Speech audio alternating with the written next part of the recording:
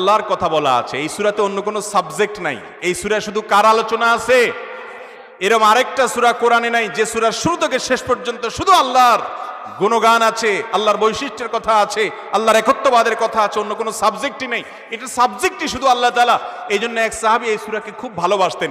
তিনি মানুষের ইমামতি করতে গিয়ে সূরা ফাতিহার পরে অন্য যা পড়েন না পড়েন সাথে সূরা ইখলাস অবশ্যই পড়তেন। দুইজন সাহাবীর জীবনে এরকম ঘটনা পাওয়া যায়। একজন সম্ভবত মসজিদে কুবার বা এরকম কোন মসজিদের ইমাম ছিলেন, আরেকজন জিহাদের ময়দানে এই কাজ করতেন।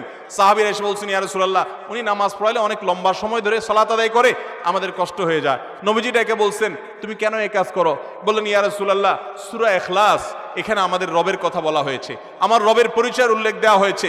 এটার নামই সূরা ইখলাস, তাওহীদকে খালেজ করার সূরা, শিরক মুক্তির সূরা, আমার রবের গুণের সূরা। এখানে অন্য কারোর ইস্যু নাই, শুধু আমার আল্লাহর কথা বলা আছে। এই জন্য সূরার মর্মটা, এর অর্থটা আমাকে খুব স্পর্শ করে, আমার খুব ভালো লাগে। এই জন্য সূরা